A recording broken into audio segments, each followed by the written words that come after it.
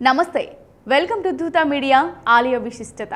ఆపద మొక్కులవాడు ఆ ఆదిదేవుడు, చిక్కుజడల దేవుడు పరమశివుడు, కైలాస నిజ నివాసి అయిన ఆ మహేశ్వరుడు వేములవాడలో రాచన్నగా కొలువుతీరాడు.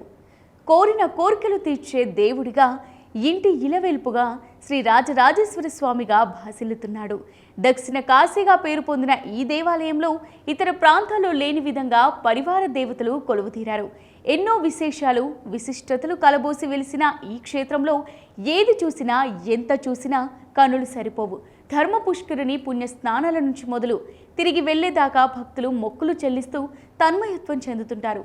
ఇంతటి విశిష్టతలు గల రాజన్న క్షేత్రం గురించి నేటి ఆలయ విశిష్టతలో తెలుసుకుందాం. వేములవాడ దక్షిణ కాశీగా పిలువబడుతున్న తెలంగాణ రాష్ట్రంలోని రాజన్న జిల్లాలోని ఒక పుణ్యక్షేత్రం. రాష్ట్ర రాజధాని హైదరాబాద్కు 160 కిలోమీటర్ల దూరంలో ఉంది. వేములవాడ రాజరాజేశ్వర స్వామి క్షేత్రం పౌరాణికంగా, చారిత్రాత్మకంగా పలు విశిష్టతలను సంతరించుకుంది. ఇక్కడ వెలిసిన దేవుడు వేములవాడ రాజన్నగా తెలుగునాట ఎంతో ప్రసిద్ధి. ఈ ఆలయానికి పౌరాణికమైన ప్రాశస్త్యమే గాక చారిత్రక ప్రాముఖ్యత కూడా ఉంది. వేములవాడ పూర్వనామం లేంబులవాటిక. కాలక్రమంలో లేంబులవాడగా, ఆ తర్వాత వేములవాడగా రూపాంతరం చెందింది. ఈ ఆలయాన్ని చోళరాజులలో ప్రముఖుడైన రాజరాజ నరేంద్రుడు నిర్మించినట్టు చారిత్రకధారులున్నాయి. క్రీస్తు శకం 750 నుంచి 175 వరకు ఇక్కడ చాళుక్యులు, ఇక్ష్వాకులు పాలించినట్టు చారిత్రక ఆధారాలను బట్టి తెలుస్తుంది. ఆ రోజుల్లో ఈ ప్రాంతం శైవ, వైష్ణవ, జైన మతాలకు కేంద్రంగా ఉండేదని శిలాశాసనాలు చెబుతున్నాయి. తదుపరి కాలంలో ఈ ప్రాంతం కాకతీయుల ఆధీనంలో, తర్వాత ఢిల్లీ సుల్తానుల ఆధీనంలో ఉన్నట్టు చరిత్ర చెబుతోంది.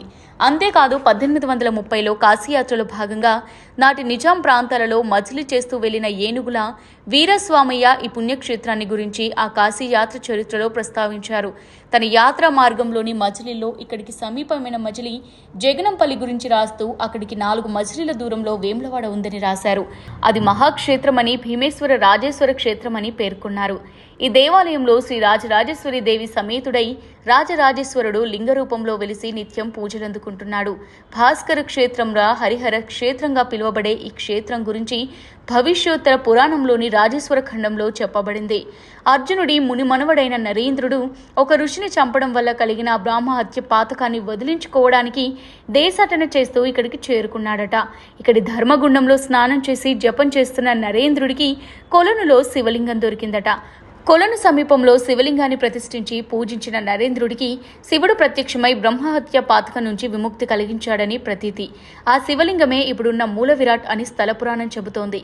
మూల విరాట్కు కుడి పక్కన శ్రీ రాజరాజేశ్వరి దేవి, ఎడమ పక్కన శ్రీలక్ష్మి సహిత సిద్ధి వినాయక విగ్రహాలుంటాయి. ధర్మగుండం కోనేటిపై 3 మంటపాలు నిర్మించారు. మధ్య దానిపై ప్రతిష్ఠించిన ఈశ్వరుని విగ్రహం భక్తులను ఆధ్యాత్మిక భావనలో కట్టిపడేస్తుంది. ధ్యానముద్రలో ఉన్న శివుడి విగ్రహం చుట్టూ 5 శివలింగాలు అద్భుతంగా ఉంటాయి.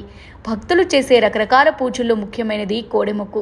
భక్తులు గిత్తను తీసుకువచ్చి గుడి చుట్టూ ప్రదక్షిణలు చేయించి ప్రాంగణంలో ఒకచోట కట్టివేస్తారు. దీనివల్ల భక్తుల పాపాలు తొలగిపోయి సంతాన ప్రాప్తి కలుగుతుందని విశ్వసిస్తారు. పవిత్రమైన గండ దీపాన్ని వెలిగించడం కూడా ఎంతో పుణ్యకరమని భక్తులు భావిస్తారు. శైవులు, వైష్ణవులు, జైనులు, బౌద్ధులు అందరూ ఈ దేవాలయాన్ని దర్శిస్తారు. దేవాలయంపై ఉన్న శిల్పాలు కూడా జైన, బౌద్ధ సంస్కృతులను ప్రతిబింబిస్తూనే ఉంటాయి.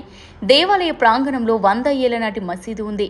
ఇస్లాం మతానికి చెందిన ఒక శివభక్తుడు ఈ గుడిలో ఉంటూ స్వామిని సేవిస్తూ ఇక్కడే మరణించాడట. అతని స్మృతార్థం ఈ మసీదు నిర్మించారని భక్తులు చెబుతారు.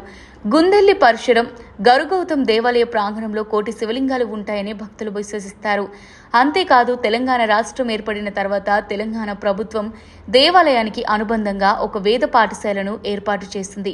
భీమేశ్వరాలయం ఎదుట ఈ వేద పాఠశాల ఉంటుంది. దాన్ని కూడా భక్తులు దర్శించుకోవచ్చు. శివరాత్రి రోజున 3 లక్షలకు పైగా భక్తులు రాజరాజేశ్వర స్వామిని సందర్శిస్తుంటారు. ఆ రోజు సుమారు 100 మంది అర్చకులతో మహాలింగార్చన జరపడం ఇక్కడ ఆనవాయితీ. అర్ధరాత్రి వేళ శివునికి ఏకాదశ రుద్రాభిషేకం చేస్తారు. రాత్రి వేళ దీపాలంకరణలతో దేవాలయం దేదీప్యమానంగా వెలుగుతూ ఉంటుంది. ఆ దీపకాంతుల మధ్య వెలుగుతున్న పరమేశ్వరుడి భక్తులు తన్మయత్వంతో దర్శించుకుంటారు. కాశీ, చిదంబరం, శ్రీశైలం, కేదారేశ్వరంలను పావనం చేసిన తర్వాత శివుడు వేములవాడ వేయించేశాడని పురాణ కథనం. అందుకే భక్తులు తండోపతండాలుగా తరలివస్తుంటారు. అంతేకాదు రాష్ట్రంలోనే అత్యధిక ఆదాయం గల దేవాలయాల్లో ఒకటిగా రాజన్న ఆలయం ప్రసిద్ధి చెందింది. ఇతర చిన్న ఆలయాలకు ఈ దేవాలయం దాన ధర్మాలు చేస్తూ ఉంటుంది. ఇంతటి ప్రాధాన్యత కలిగిన రాజన్న ఆలయానికి తెలంగాణలోని అన్ని ప్రధాన పట్టణాల నుంచి చేరుకోవచ్చు. Hyderabad Jubilee bus stand, MGBS bus stand నుంచి వేములవాడకు నేరుగా ఆర్టీసీ బస్సు సౌకర్యం ఉంది. కరీంనగర్ నుంచి ప్రతి గంటకు బస్సు సౌకర్యం ఉంది. సుదూర ప్రాంతాల నుంచి రైల్లో వచ్చే భక్తులు హన్మకొండ బస్టాండ్, వరంగల్ స్టేషన్లో దిగి బస్సులో కరీంనగర్ చేరుకొని అక్కడి నుంచి వేములవాడ చేరుకోవచ్చు. ఇది వాటి ఆలయ విశిష్టత. మరో ఆలయ విశిష్టతతో మళ్ళీ కలుద్దాం. Keep watching Dhootha media.